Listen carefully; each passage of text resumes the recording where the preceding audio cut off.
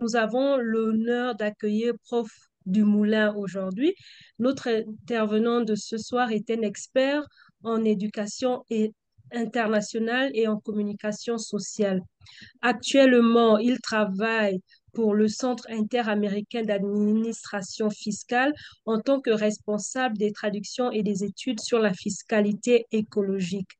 Et ce soir, donc, il vient parler des pays en développement les plus actifs en termes de politique de conservation et en termes de politique climatique, en particulier en Amérique latine et en Afrique. Donc, je vais donner la parole donc à Prof. Dumoulin. Merci et bonsoir à tous. Oui, voilà, je m'appelle André Dumoulin et je suis responsable des traductions SIAT et des études de fiscalité environnementale. Et je viens de Belgique et j'habite au Panama. Le SIAT est situé le siège du SIAT est au Panama. Alors, vous pouvez voir ici, je suppose, vous pouvez voir mon écran. Je regarde ici. La fiscalité environnementale en ALC. ALC, c'est Amérique latine et Caraïbes et Afrique en 2025. Les pays les plus actifs. Donc, pour rappeler brièvement les menaces environnementales que le monde fait face, les perturbations causées par le changement climatique augmentent en gravité en 2025. Cela affecte les chaînes d'approvisionnement et la stabilité économique en temps réel. Tous les jours, nous voyons des effets. Et il y a 5 crises écologiques, celle du climat, celle de la biodiversité, qui entraîne des crises de la santé, santé publique, de la sécurité hydrique, donc le danger, ou soit les inondations, soit la sécheresse et le manque d'eau, sécurité alimentaire, perte de récolte, et ce sont des crises liées. Et il y a, en tout cas pour le climat et la biodiversité, un sommet mondial annuel pour le climat et biannuel, 2 fois tous les 2 ans pour la biodiversité. C'est la COP, on appelle la COP, on va avoir la COP 30, le sommet mondial de 2025 va se passer au Brésil, à Belém, en novembre prochain. Et la dernière, pour la biodiversité, le dernier sommet a eu lieu en Colombie, à Cali, en novembre 2024. Mais alors, bon, ce qui est important de signaler avec ces 5 crises écologiques, c'est que il y a un accord mondial. J'ai mis aussi, c'est le système, le IPBES, où plus de 140 pays ont souscrit à cet accord. On ne peut pas traiter une crise de manière séparée. Les politiques climatiques et environnementales doivent, chaque mesure politique doit euh, au moins tenter d'améliorer au moins 2 aspects. Par exemple, on ne peut pas euh, détruire empêcher des champs fertiles d'exister pour restaurer la biodiversité ou à l'inverse, on ne peut pas opposer des priorités. La sécurité énergétique, par exemple, c'est important aussi, mais on ne peut pas détruire, par exemple, des rivières affectant la sécurité hydrique pour améliorer les choses. Donc, on doit toujours avoir une approche globale dans l'approche des différentes crises. Alors, dans les politiques et les instruments fiscaux, les politiques que les États peuvent engager pour faire face aux différentes menaces des crises, la fiscalité, en particulier la taxation du carbone, est un des outils d'action climatique les plus importants et les plus efficaces. c'est-à-dire faire payer les émissions de carbone qui réchauffent le climat, qui rendent le climat de la Terre instable, et essayer à terme de revenir à un niveau de carbone plus stable de 300 à 350 ppm, c'est-à-dire particules par million, alors que maintenant on est à plus de 420 particules par million. Et alors, ce, cette forme de fiscalité, la taxation du carbone, surtout s'applique principalement aux carburants fossiles. Il ne faut pas la confondre avec les assises sur les carburants, qui est une taxe aussi, mais dont la priorité, cette taxe, est de donner des revenus à l'État, tandis que la taxation des émissions de carbone, la priorité, c'est de réduire les émissions de carbone. Alors, j'ai fait une petite liste ici des instruments politiques, de politique environnementale qui sont à la disposition des États et des autorités, et on doit aussi en tenir en compte quand on veut prendre une mesure politique environnementale, quelles sont les formes de politique les plus appropriées, hein. Il y a donc les instruments économiques sont comme les taxes carbone ou les échanges de quotas d'émissions, et alors ils apportent aussi des revenus aux États. Le, dans l'Union européenne, pour le moment, les deux formes de taxation du carbone, taxe carbone et échange de quotas d'émissions, oscillent autour de 40 euros par tonne d'émissions. Mais il y a des pays comme la Suède où c'est le double, 80 à 90 euros par tonne d'émissions. Euh, en- alors, il y a le second, c'est des instruments régulatoires, des normes. On peut dire, par exemple, telle et telle compagnie ne peuvent pas dépasser autant d'émissions annuelles. Et ces instruments de régulation sont censés remédier aux défaillances du marché, le marché qui d'habitude ne tient pas compte suffisamment, c'est le moins qu'on puisse dire, des variables environnementales. Troisième forme, les investissements publics, financement de l'énergie propre, recherche et développement, soutien à l'innovation. Alors ici, on voit quand même que toutes les technologies nouvelles qui sortent chaque semaine, je dirais, sont généralement beaucoup plus économiques en termes énergétiques que que les formes d'énergie passées, hein. Donc, tant dans le transport, dans la communication, et dans les innovations en général. Alors, le quatrième, les instruments d'information, ça, c'est les campagnes d'information au public. Étiquetage des produits, rapports, sensibilisation, campagne médiatique, influencer les comportements. Cinquième type de politique, ce sont les approches volontaires, accords, objectifs, encourager l'action privée, hein. Quand c'est international, par exemple, la fondation Bill et Melinda Gates a aidé énormément l'OMS, l'Office mondial de la santé, avec des fonds, avec des donations et des aides au programme. Bon, mais ça fait partie des approches volontaires de personnes, de groupes privés. Euh, alors, donc on parlait ici, les traités, la fiscalité, les initiatives privées et citoyennes sont toutes importantes dans l'action multilatérale pour le climat.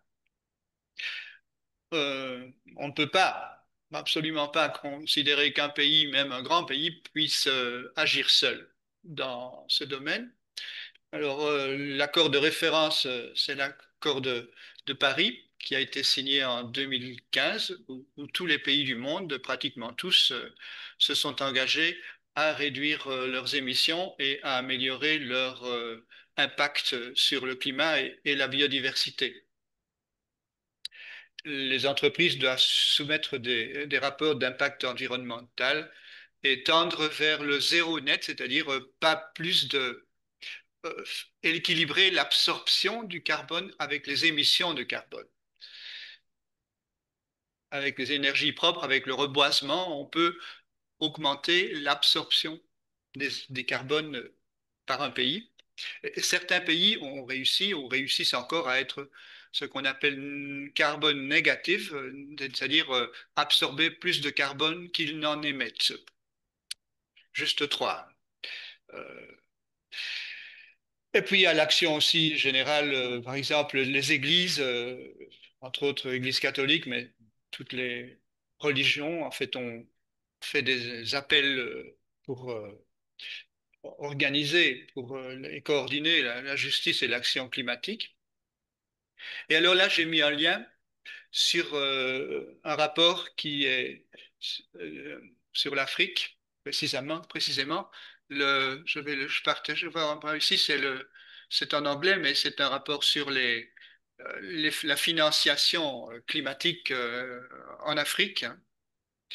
Et ils prennent, donc ils définissent un peu des priorités par sur le changement climatique, les finances climatiques et leur application en Afrique. Donc l'Afrique, comme l'Amérique latine, ce sont des pays en général en développement et ils sont beaucoup moins responsables que les pays développés pour les émissions de carbone, mais en, par contre, en ce qui concerne la biodiversité, c'est sur leur territoire que l'on trouve la plus grande biodiversité et les écosystèmes les plus actifs au monde. Et donc là est leur priorité dans l'action écologique et climatique, hein. Tandis que dans les pays développés, les pays du Nord, sont plutôt responsables de réduire, doivent plutôt se responsabiliser en réduisant leur pollution, leurs émissions. Et donc, on cite différents, des études de cas par pays, Afrique du Sud, Ghana, Zambie, et des recommandations des politiques pour la communauté financière internationale. Évidemment, première, la première recommandation, c'est qu'ils honorent leur promesse de procurer une financiation suffisante pour les pays africains pour leur permettre de maintenir leurs écosystèmes. Donc, je vais revenir maintenant à mon PowerPoint. Euh, ici. De toute façon, vous pouvez accéder au PowerPoint et aux liens ultérieurement. Donc, ceci s'appelle le tracker de carbone de la Banque mondiale, ici. Donc, c'est une carte du monde avec les principaux types de politiques de gestion des émissions de carbone, où on voit en bleu les pays qui appliquent des ETS, c'est-à-dire des systèmes d'échange de quotas d'émissions de carbone, où donc chaque entreprise reçoit une limite de permis d'émettre du carbone et s'ils le dépassent, ils doivent acheter des quotas supplémentaires. Et puis les rouges et roses, ce sont les pays qui mettent en œuvre de ce qu'on appelle des taxes sur les émissions de carbone qui sont en général calculées sur les combustibles fossiles.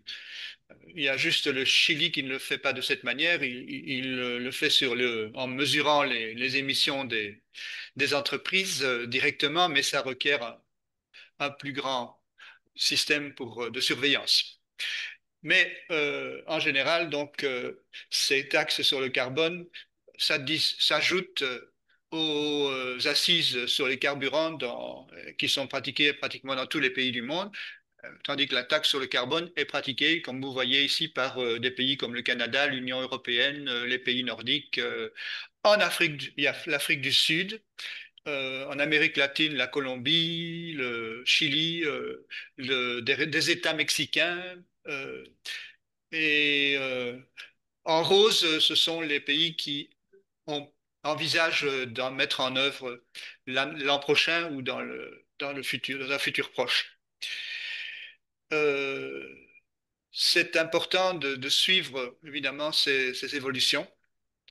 Vous voyez qu'aux États-Unis, il n'y a pas de taxe sur les émissions de carbone, et les ETS ou les systèmes d'échange d'émissions sont organisés par des États, mais pas par l'État fédéral. C'est pour ça qu'on a des petits ronds bleus ou rouges pour le Canada qui indiquent qu'il y a des actions, des politiques climatiques faites au niveau des États fédérés. Même chose au Mexique, mais pas au niveau de l'État national.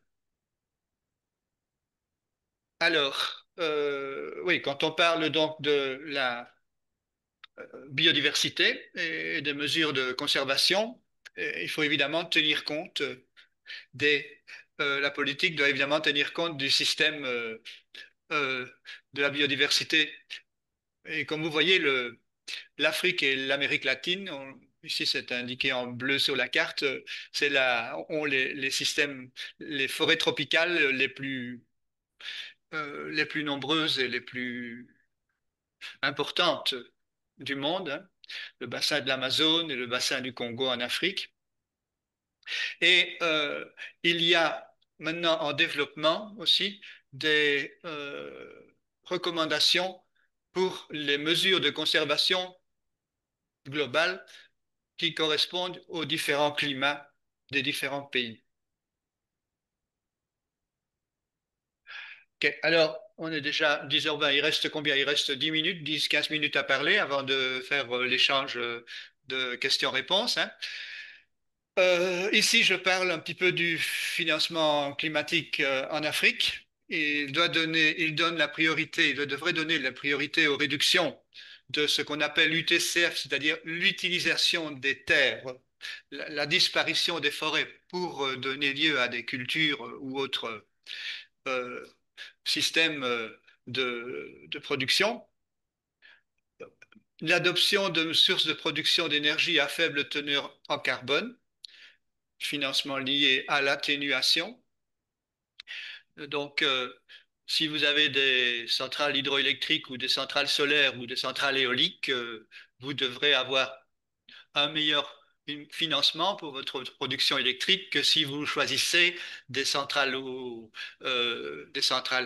qui utilisent des combustibles fossiles ou pire encore, des centrales au charbon. L'Afrique est confrontée à deux problèmes pressants, la pauvreté énergétique et l'accessibilité financière. Elle doit utiliser toutes ses ressources disponibles, y compris le gaz naturel. Les estimations montrent qu'il y a environ 600 millions d'habitants qui n'ont pas encore accès quotidiennement à l'électricité. Une autre implication est que la justice et l'équité exigent que le financement climatique soit fourni aux pays africains à un coût nul ou faible, pas des prêts à intérêt, compte tenu de leur faible contribution aux émissions mondiales de carbone. Alors, ensuite, continuons à parler des initiatives publiques pour la biodiversité. Nous allons avoir donc ce sommet mondial au Brésil qui est plus sur le climat mais le Brésil, mais comme toutes les crises sont liées, le Brésil plaide en faveur d'engagements plus fermes en matière de financement du climat, d'une transition mondiale vers l'abandon des combustibles fossiles. Au Brésil, maintenant, les entreprises qui émettent plus de 10 000 tonnes d'équivalent CO2 par an doivent déclarer leurs émissions et le non-respect de cette obligation entraînera des sanctions à partir de 2026. La protection des forêts, en tout cas au Brésil, est ouverte à la coopération internationale et il vise à restaurer 12 millions d'hectares de terres dégradées d'ici à 2030. Et la COP 30 aussi voudrait aussi unifier les trois conventions de Rio parce que Les conventions mondiales sur le climat, ont commencé en fait à Rio en 1992. Les trois conventions du Rio sur la biodiversité, la désertification et le changement climatique devraient être davantage intégrées pour permettre une utilisation plus efficace des ressources financières et humaines limitées. Voilà. Alors, dans les plans d'action nationaux, comme chaque pays a euh, qu'on appelle NCO, un plan national d'action climatique et environnementale, et la biodiversité est un élément central des plans d'action nationaux pour le climat et le développement en Afrique. Et de nombreux pays mettent leur plan d'action pour la biodiversité à jour annuellement. Il y a des interventions adaptées aux conditions locales. Intégration multisectorielle, c'est-à-dire la fiscalité environnementale est organisée par secteur, secteur de l'énergie, secteur transport, secteur produits alimentaires. Euh, la coopération, il est nécessaire de développer la coopération régionale pour enrayer la perte de diversité et favoriser le développement durable. Et à l'approche maintenant de la COP30 du Brésil, les nations africaines euh, continuent d'intensifier leur appel pour un financement significatif du climat. Il y a un objectif qui a été accepté par les pays développés de 300 milliards de dollars par an d'ici à 2035. Les besoins s'élèvent à 3 fois plus. Les pays africains réclament 1 million, oui, 1200 milliards de dollars au lieu de 300, 1 million, voilà. Donc les promesses qui ne sont de toute façon pas complètement satisfaites, restent bien en deçà des besoins. Alors, les exemples de pays, en Amérique latine, par exemple, en Costa Rica, c'est un cas un pays modèle pour la biodiversité parce qu'ils ont, depuis le début du millénaire, ils ont pratiquement doublé leur couverture forestière, le reboisement. Et comment est-ce qu'ils ont fait ça? Ils offrent des paiements euh, annuels sur base de contrats aux propriétaires et aux communautés, villages, etc., qui s'engagent à reboiser ou à maintenir leur biodiversité. Et depuis sa création, donc, le programme a protégé plus d'1,5 million d'hectares de forêt.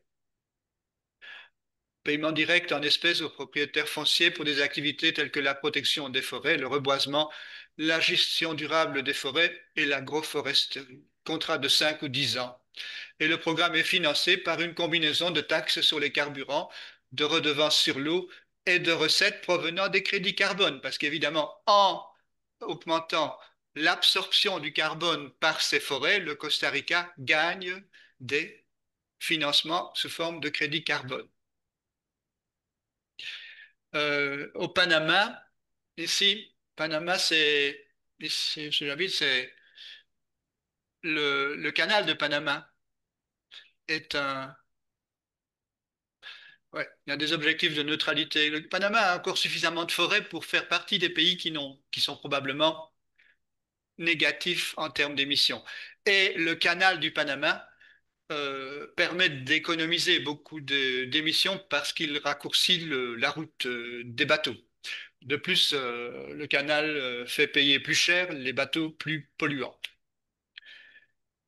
Mais il est menacé aussi par le changement climatique parce que, par exemple, en 2024, on a eu 4 mois de sécheresse à cause de El Niño et le canal a été obligé, que je dis 4 mois, c'était 6 mois, le canal a été obligé de réduire la quantité de bateaux qui passaient le canal parce que le canal dépend d'un lac artificielle qui dépend de l'eau douce et des fleuves.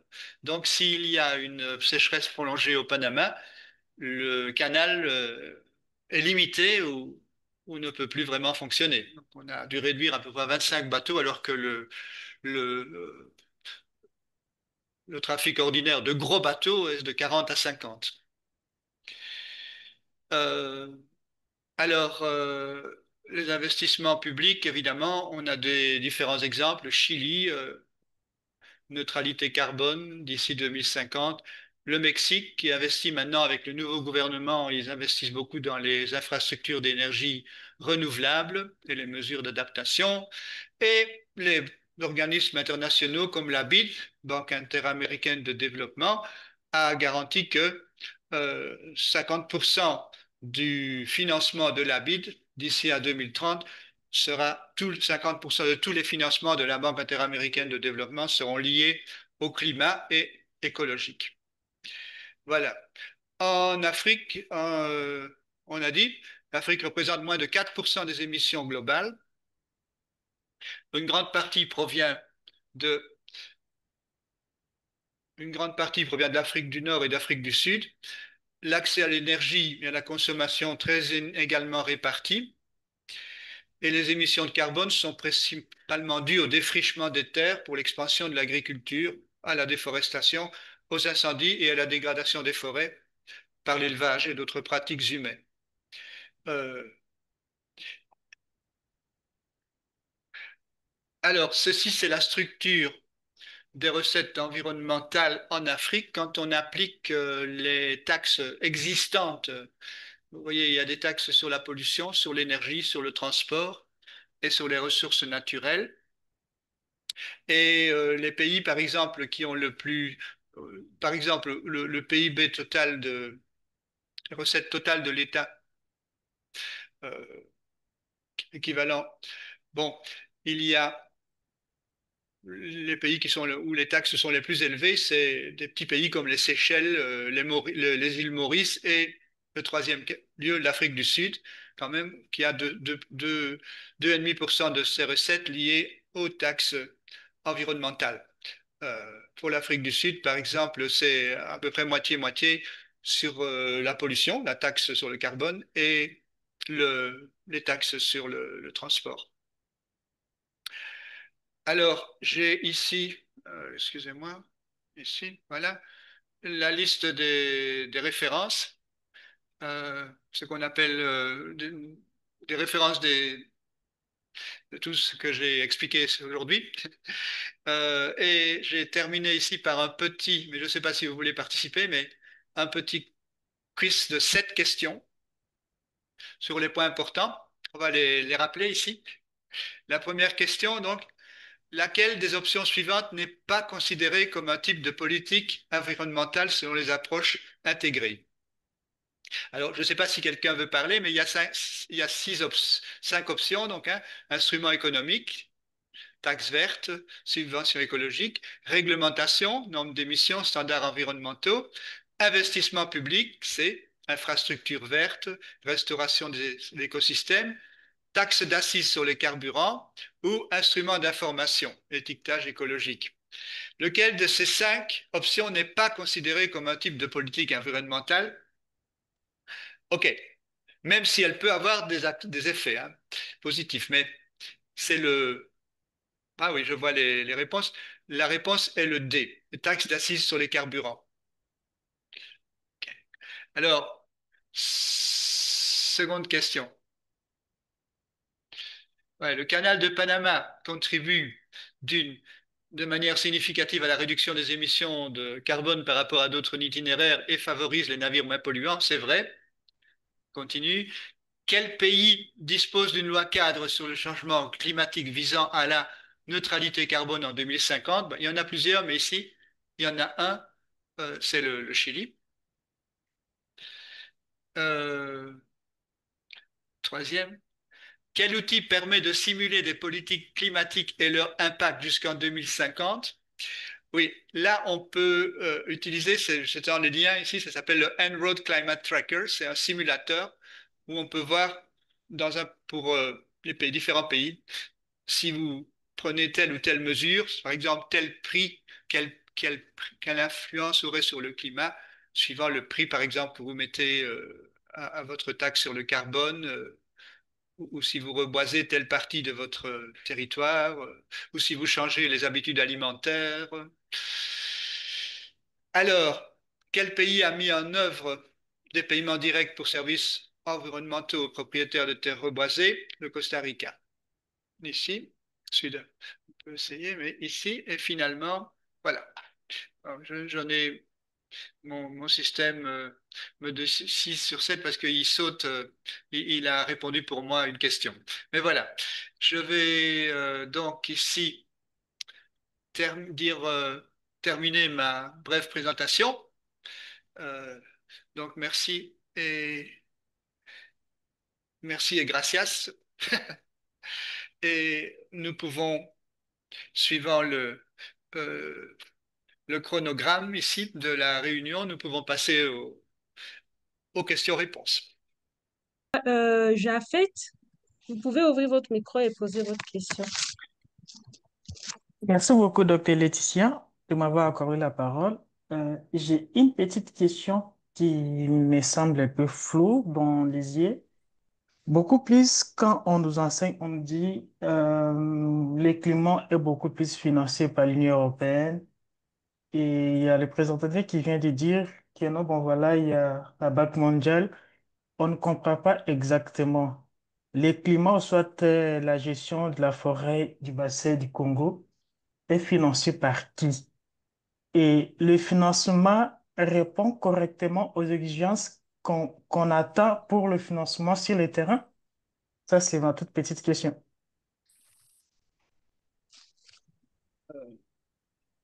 Oui. Ce qu'il y a, c'est que on peut plus facilement aujourd'hui suivre l'évolution des boisements.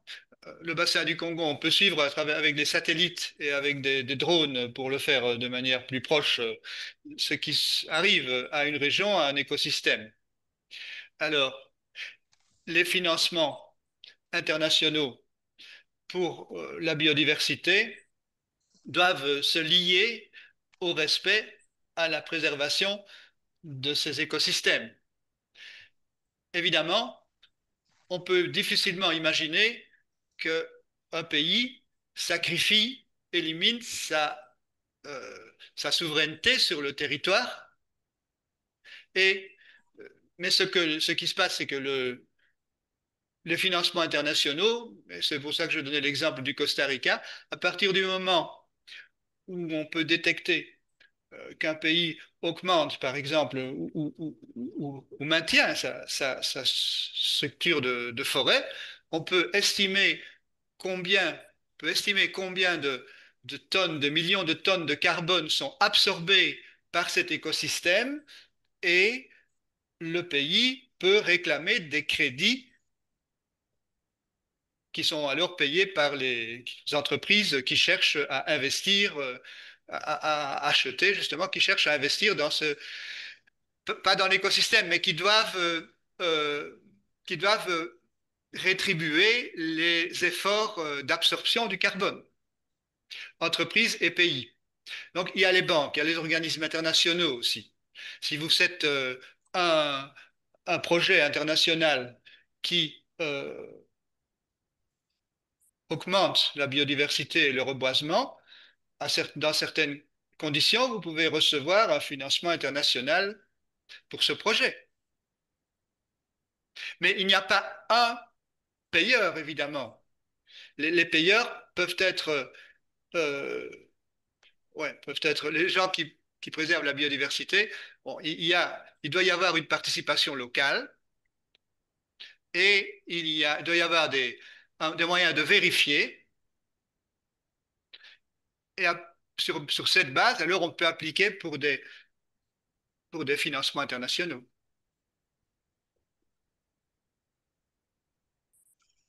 OK. Merci. Docteur Johnson, vous pouvez prendre la parole. Oui, Laetitia, merci. Bonsoir tout le monde. Euh, Professeur Dumoulin. Euh, Moi, enfin, c'est une préoccupation, mais c'est une confusion aussi. On dit de l'Afrique qu'elle pollue le moins. On dit aussi de l'Afrique qu'elle a une biodiversité importante. Oui, Donc, pour moi, il n'y a pas de problème sur le continent africain. Mais j'ai l'impression que tout ce qui concerne la problématique climatique avec les financements et tout ça, on ne parle que de l'Afrique, que de l'Afrique. Pourquoi les questions ne sont pas orientées vers l'Occident, qu'on ne nous présente pas les efforts qui sont faits euh, par les Occidentaux, que ce soit en Europe, que ce soit aux États-Unis, au Canada, les efforts qui sont faits là-bas pour réduire leur production de CO2 ou autres euh, qui polluent la nature et donc qui contribuent euh, à accélérer tous les problèmes liés euh, à l'environnement. Ça, c'est quelque chose que je ne comprends pas. On parle de taxes de carbone rétribuées aux populations autochtones parce qu'ils conservent, oui, en Afrique, par exemple, on conserve, les populations autochtones ont préservé les forêts. C'est pourquoi aujourd'hui, on a toujours une biodiversité importante. Mais le problème vient d'ailleurs. Pourquoi on n'oriente pas les questions vers ces pays, ces zones pollueurs? Pourquoi on ne présente pas ce qu'on dit, il faut leur demander, c'est à eux de payer parce qu'ils polluent, ils doivent payer. Mais est-ce qu'ils vont arrêter de polluer? Parce que je pense que c'est ça le gros problème. Et on voit bien les conséquences climatiques en Europe en ce moment. On voit presque chaque soir aux informations les inondations. Dernièrement, c'est New York qui était inondé jusque dans les zones souterraines. Donc, il y a de gros problèmes là-bas. Il faut que on pense plutôt trouver des solutions là-bas. Comment réduire la production ou la pollution, tout simplement. Moi, oui, c'est ce qui me, qui est un peu confus dans ma tête. mais ce n'est pas confus, ce que vous expliquez est assez clair, hein, et vous avez raison, Madame Mireille. Ce qu'il y a, c'est que l'Afrique ou l'Amérique latine, parce que j'associe les deux ici, sont des continents qui ont peu d'industrialisation et donc qui peu de production peu d'industries qui produisent de la pollution par le carbone. Par contre, ils sont des continents qui souffrent énormément des changements climatiques. Les pays du Sud global sont des victimes du changement climatique alors qu'ils sont beaucoup moins responsables de ce changement que les pays développés. Maintenant, on parle des efforts insuffisants des pays développés, euh, puisque chaque fois que on a chaque année cette COP, les efforts, il y a des efforts entrepris, mais ces efforts, hélas, souffrent d'un manque de consensus politique. Alors, on voit dans ce qui se passe spécialement, par exemple, aux États-Unis, on voit que le gouvernement actuel prétend que le problème n'existe pas. Et à partir du moment où le problème n'existe pas, on prétend que tout ce qui se passe, toutes les catastrophes sont des catastrophes météorologiques et non, il n'y a pas de politique climatique possible. En Europe, c'est un peu différent parce qu'on a l'Union européenne qui essaye et les pays européens qui essayent d'imposer des taxes sur le carbone. Ils ont un système qui fonctionne. Ils réduisent peu à peu leurs émissions.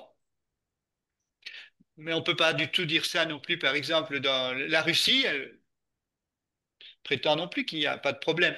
Donc il y a toujours un déni dans la part de certains politiciens qui pensent que les gens vont voter pour eux s'ils disent non, le problème n'existe pas, ne vous en faites pas, c'est pas grave.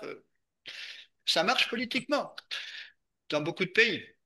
Euh, donc, c'est important de savoir que si vous êtes consciente là où vous êtes et vous désirez agir, eh ben voilà, la première chose, c'est de suivre, c'est de comprendre ce qui se passe parce que comprendre, c'est déjà agir. Euh, Excusez-moi, oui, je reviens, oui. si vous me permettez.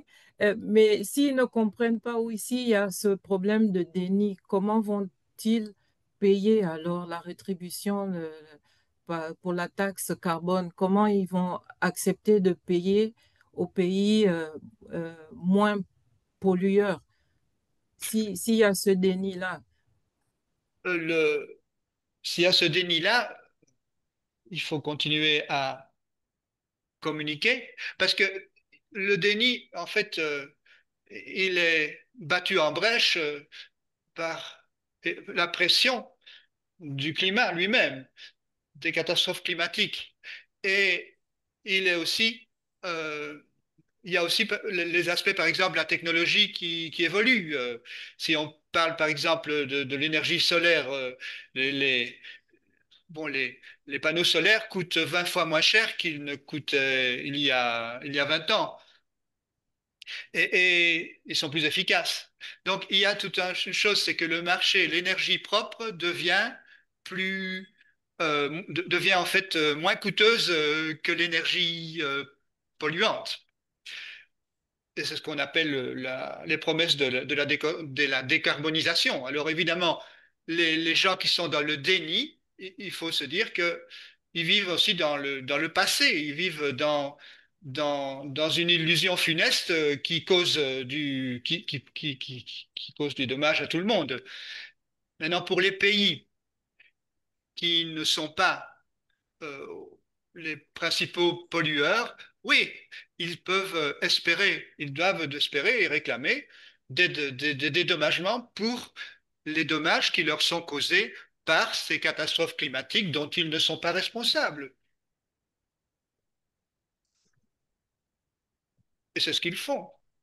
Maintenant, c'est vrai que les promesses ne sont pas tenues, mais dans le passé, ce sont des thèmes qui n'étaient même pas abordés au niveau international. Donc, il faut savoir que c'est lent, c'est frustrant, mais il faut insister et il y aura des progrès. Parce que je dirais que le monde va dans ce sens-là. On ne peut pas voir que le monde bon, ne pourra pas survivre sans s'adapter. Et le changement climatique est la première cause de la pression au changement.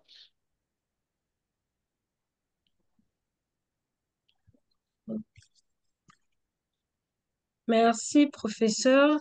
Je vois une main levée. Le nom, c'est lien ouvert. Vous pouvez ouvrir votre micro et poser votre question.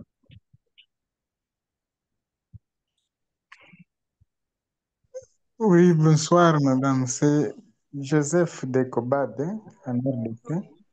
OK. Alors, de toute façon, je vous ai capté quand vous avez déjà commencé la session, alors, donc en milieu de la session. Mais sinon, je voudrais parler un peu en rapport avec, je voudrais poser la question peut-être au professeur qui a exposé la matière, en rapport avec, évidemment les pourcentages de financement aujourd'hui en Afrique qui est tellement. Je ne sais pas peut-être à quel niveau. Par exemple, pour aujourd'hui, en RDC, et surtout ici à l'est du pays, où nous sommes en situation de guerre, et aujourd'hui, la carbonisation a monté l'échelle, puisque On n'a même pas on ne sait même pas comment la contrôler. Et, et cela peut-être être aussi, peut être, ça peut causer, ça peut être aussi une difficulté en rapport avec le changement climatique, par exemple. Mais on ne sait pas maintenant pour le moment comment accéder même aux gens, au financement, peut-être les organisations qui sont dans les fonds, dans les coins par exemple, dans la réserve de Sarambo, où on ne peut même pas, comment les gens qui veulent peut-être promouvoir, lutter contre le changement climatique peuvent accéder exactement à ce financement, au financement pour lutter exactement contre le changement climatique aujourd'hui. C'est clair. Oui, merci de votre contribution. C'est vrai que si vous parlez de la partie est du RDC, c'est pratiquement une zone de guerre. Les conflits empêchent l'action climatique. On ne sait pas mesurer ce qui s'y passe. Et là, c'est un petit peu, on peut pas pratiquer une médecine spécialisée, mais seulement une médecine d'urgence pour donner par exemple, s'assurer que les gens les gardes qui surveillent les réserves forestières ou les parcs d'Afrique de l'Est aient une sécurité d'existence et ne soient pas objet d'attaques et d'assassinats. Je veux dire, il y a toujours un ordre de priorité.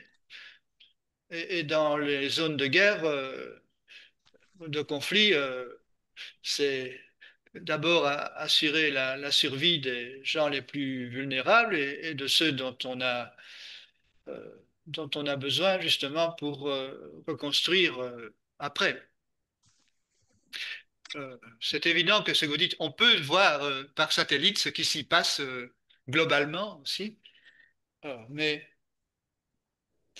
oui, il y a des différents types de financement, je crois, mais dans les zones de conflit, ce sont d'abord les financements pour la protection des civils et les interventions d'urgence.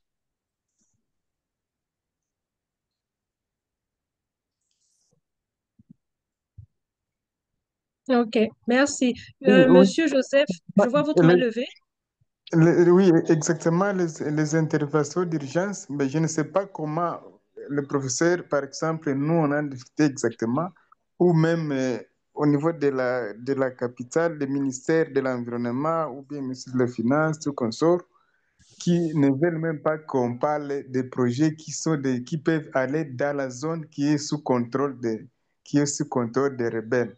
Alors, on ne sait pas quels sont les efforts qu'on peut même conjuguer peut-être dans cette session pour mener les plaidoyers en faveur de cette entité vraiment qui est tellement aujourd'hui très menacée. Ce n'est pas seulement, même on va voir même les réserves qui protègent même des gorilles ou bien des écosystèmes sont tellement menacés. Vous allez voir, et les rebelles sont en train de peut-être découper qui sont dans la forêt, ils sont en train d'utiliser les bois de chauffe, et donc ils sont en train de couper en désordre les arbres, la déforestation. Maintenant, on ne sait pas quel système on peut faire pour mener d'abord les plaidoyers pour que ces genres de financement qui peuvent appuyer ces zones puissent peut-être être débloquées, qui sont bloquées au niveau du gouvernement, au niveau national, mais qui ne veulent pas que ces genres d'appui puissent aller dans des zones qui ne contrôlent pas.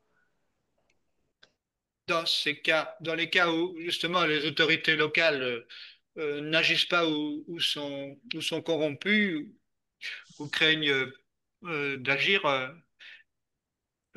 si vous pouvez vous enregistrer, vous filmer, vous porter témoignage, c'est ce que vous faites ici. Et il y a des ONG, des organisations non gouvernementales internationales et le monde, en fait, par exemple aussi ici, nous sommes dans une organisation internationale africaine qui veut augmenter la conscientisation sur la conservation. Et donc, c'est beaucoup plus facile qu'avant de divulguer ce que vous voyez ce que l'on essaye de cacher, hein. Mais je ne dis pas que c'est la solution, mais c'est un pas vers la solution. OK. Merci beaucoup, André. Monsieur Jaffet Ndoko, vous pouvez prendre la parole. Merci. Professeur André, j'ai revu un peu rapidement. Je voulais un peu savoir, est-ce que les réunions, soit les COP qui se tiennent, on prend en compte des réalités de tous les pays du monde où il y a certains pays qu'on néglige? Si je pose ma question, je reviens un peu à rebondir les interventions du docteur Mireille. Ah, Je prends l'exemple de la RDC qui est mon pays. Nous oui, connaissons tous que la forêt tropicale joue un rôle très important au monde actuellement. Et oui, en matière de changement climatique, lors de la COP 27 qui a eu lieu à l'INERA en Gambie, dans la province de la Tiopo, on reconnaît que la RDC est le pays solution pour la lutte contre les changements climatiques. Mais si nous raisonnons très rapidement, lors de l'appui ou par exemple les récompenses des taxes sur le carbone, la RDC occupe donc, en fait, je dirais, plus ou moins 5 dollars sur les tonnes de carbone. On croit que mais c'est pas quand même raisonnable parce qu'on connaît que c'est la RDC qui est le pays solution pour la lutte contre les changements climatiques. Et c'est un peu compliqué. Mais si je peux revenir de ce que vient de dire l'ami Joseph, ben effectivement, Joseph a raison de ce qu'il a dit. Mais on connaît que il y a la guerre dans un pays ou, je ne sais pas moi, dans une zone, les activités pour que ça soit réalisé, ça pose toujours un problème parce que les gens ont peur de la guerre, on ne sait pas à tout moment, ça peut se déclencher, on peut être sur le terrain en train de travailler, les ennemis peuvent entrer, tout ça, ça pose un problème. Et c'est dans cette vision que, bon, vers l'est du pays, du côté Goma, Bukavu, où c'est un peu une sécurité, même des gorilles, du côté du parc de Kaouzi, Biegala, il y a des espèces animales aussi qui sont menacées. Donc, c'est un peu compliqué, la réflexion pour nous. Bon, il y a des autorités telles qu'il a dit, des fois il y a des projets. Bon, les autorités ne raisonnent pas trop dans des zones qui sont en danger parce qu'ils savent que ça ne peut pas marcher.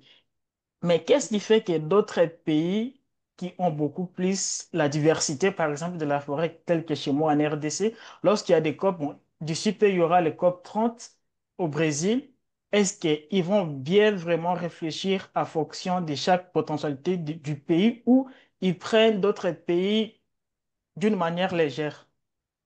Voilà, je m'arrête là. bon, il y a chaque délégation nationale qui intervient dans la COP peut le faire d'une manière compétente.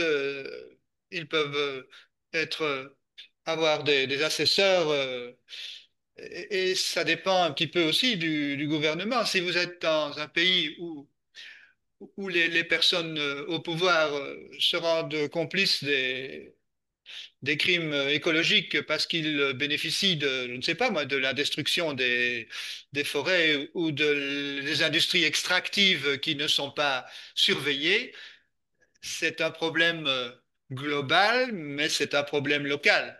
Alors,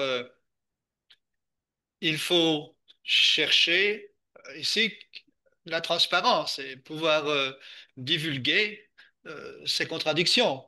Je, je- j'ai entendu ce qu'on lit en tout cas de ce qui se passe en RDC justement, c'est des déforestations et des activités minières sans contrôle de l'impact environnemental avec des protections officielles, enfin des protections de personnages au pouvoir. Maintenant, encore une fois, si on prend l'image de l'RDC, ce qu'il y a, c'est que c'est aussi un pays, à mon avis, qui va peu à peu en s'améliorant. Seulement, c'est très lent. C'est-à-dire, si on compare ce que la politique en RDC il y a 30 ans et ce qu'elle est aujourd'hui, même s'il y a toujours d'énormes problèmes, on voit qu'il y a beaucoup de progrès, à mon avis.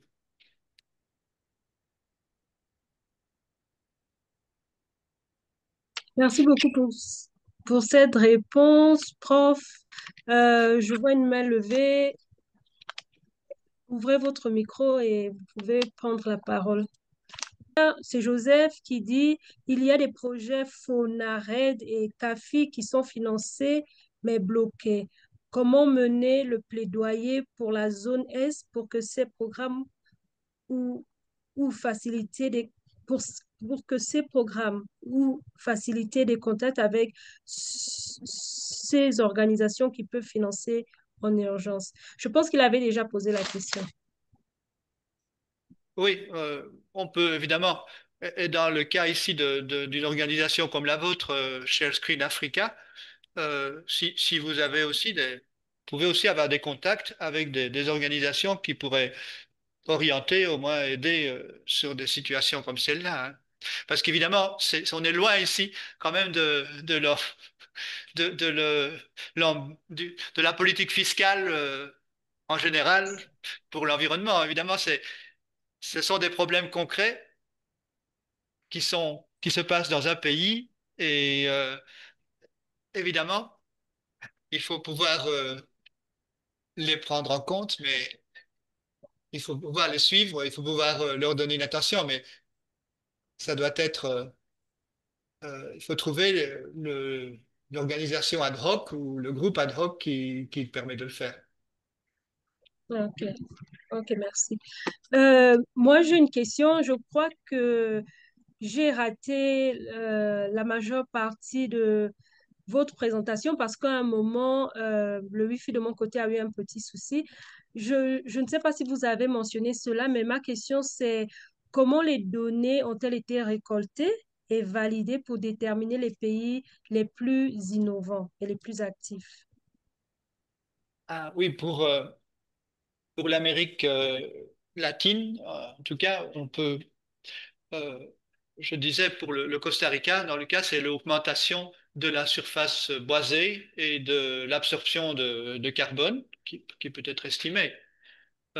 Pour des pays comme je vais donner l'autre exemple. Au Panama, on peut par exemple aussi calculer l'impact du fonctionnement du canal sur le commerce mondial.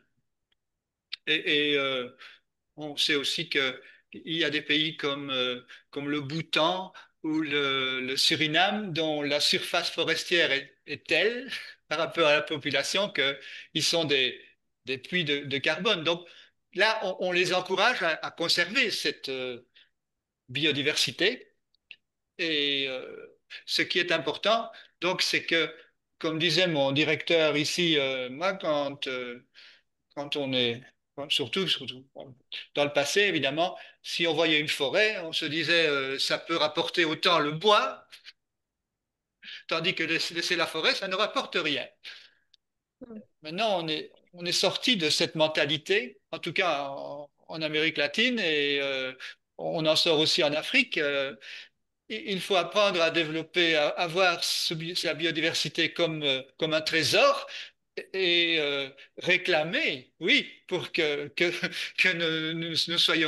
on ne soit pas obligé de mourir de faim parce que ce trésor ne rapporte rien d'une certaine manière. Il faut réclamer au niveau régional en Afrique une sorte de financement proportionnel à la conservation active de la biodiversité ou à sa restauration. Alors d'autres systèmes, pour parler des autres exemples de mesures, par exemple, la mesure des pays actifs, c'est aussi, il y a deux manières de mesurer. On peut vous mesurer sur le bas niveau de pollution et de destruction de la nature, ou on peut vous évaluez sur la quantité et la qualité des politiques que vous entreprenez, par exemple en Europe, bon, les pays nordiques, bon, Suède, Danemark, Norvège,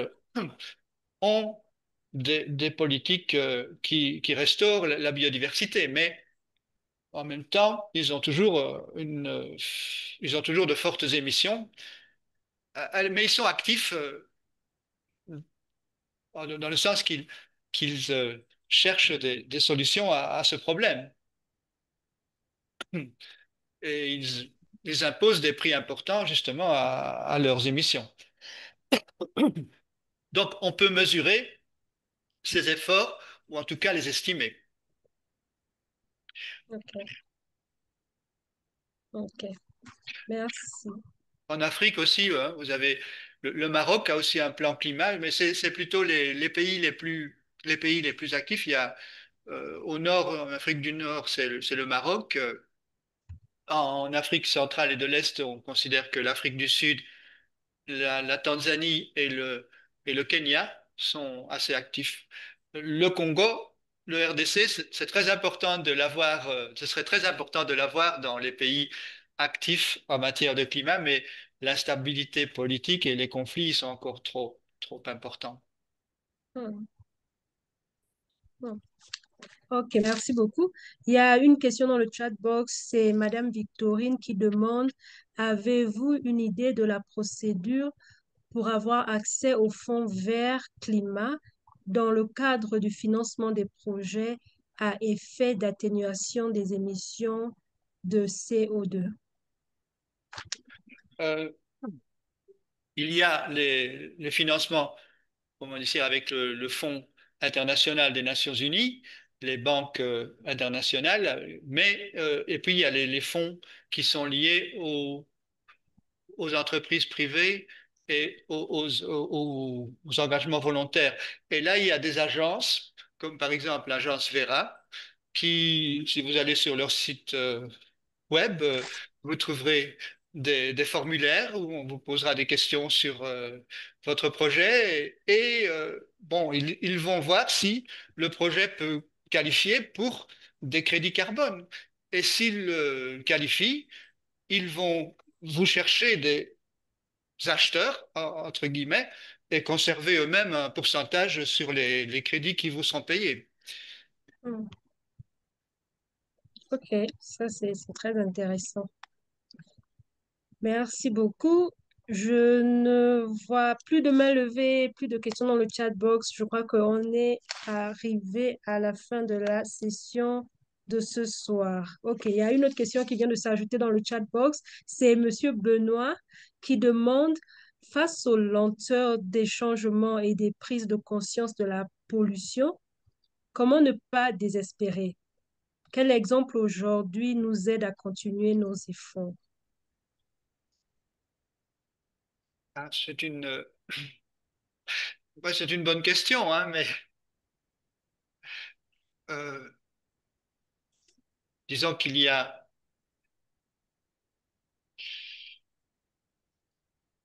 ici le désespoir génère la passivité et ça contribue au problème. Évidemment, même si personne ne va, on va être, aucun de nous ne va être la solution.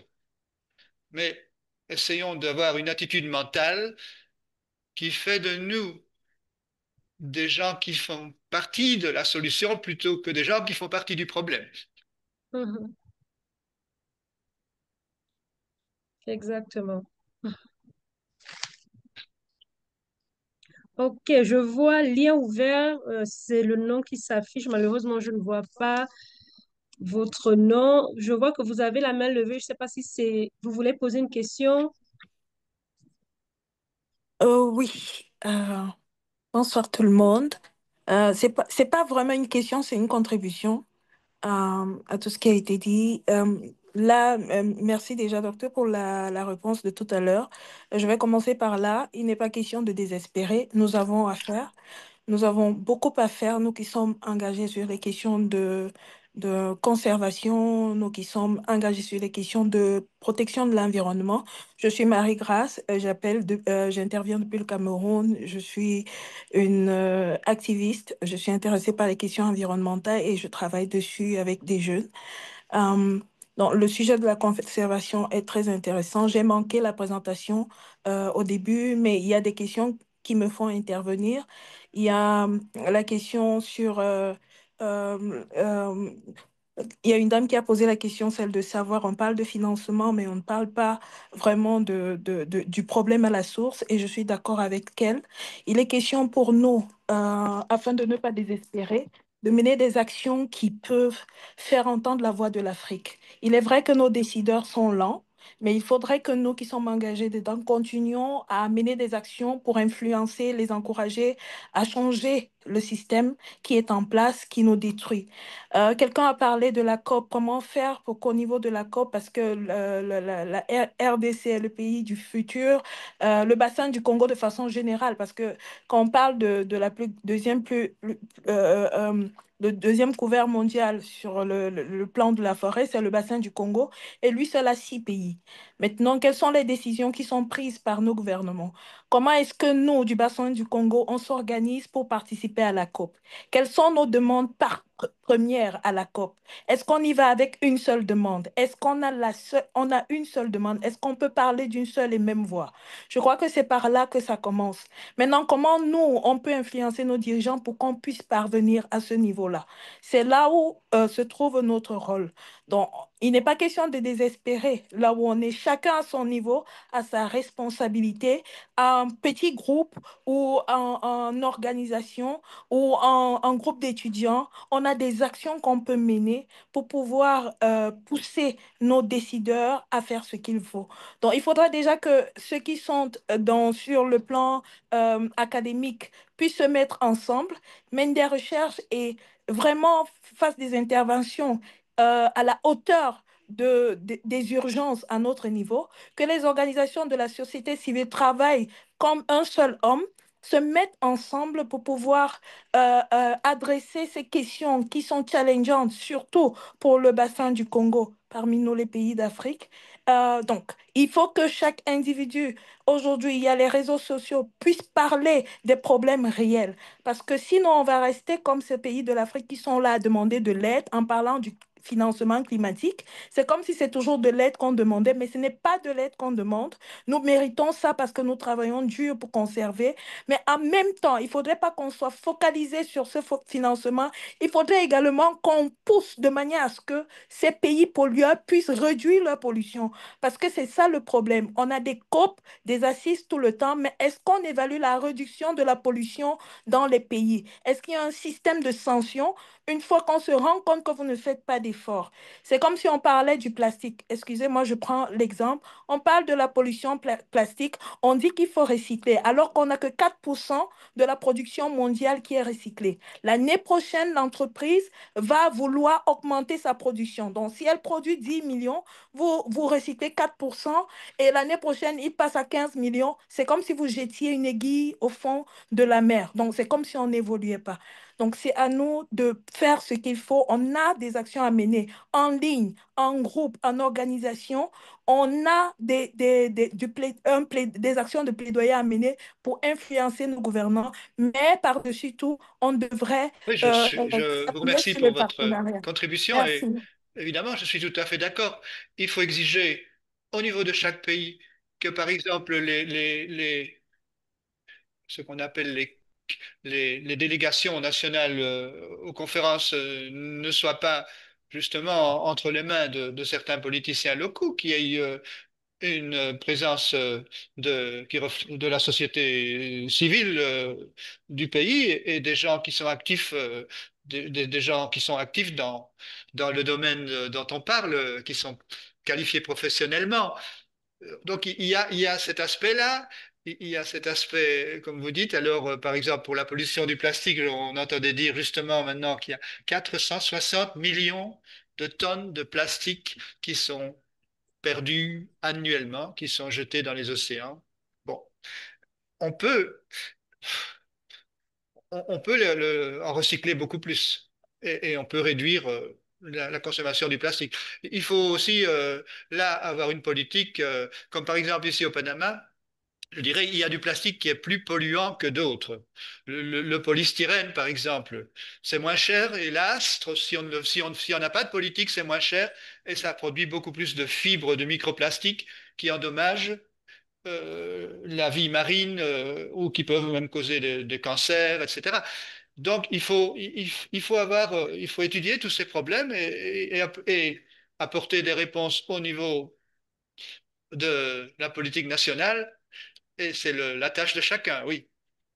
Bien. Et Madame Marie-Grâce dit le recyclage n'est pas malheureusement la solution jusqu'ici parce que nous n'avons pas la capacité de recycler à la hauteur de la production. Ce qui n'est pas, ok, ce qui n'est pas forcément faux. Donc, merci beaucoup. Je ne vois plus de questions dans le chat box, pas de main levée. Donc, je crois qu'on est arrivé à la fin de la session de ce soir. Grand merci à Prof. André Dumoulin pour cette présentation. Et je veux aussi remercier donc l'audience pour toutes les questions qui ont permis d'approfondir la discussion. Merci à tous. On se retrouve exactement dans 2 semaines pour une autre présentation sur soirée conservation. Merci, prof, et bonne soirée à vous. Bonne soirée, Laetitia, et à tout le monde.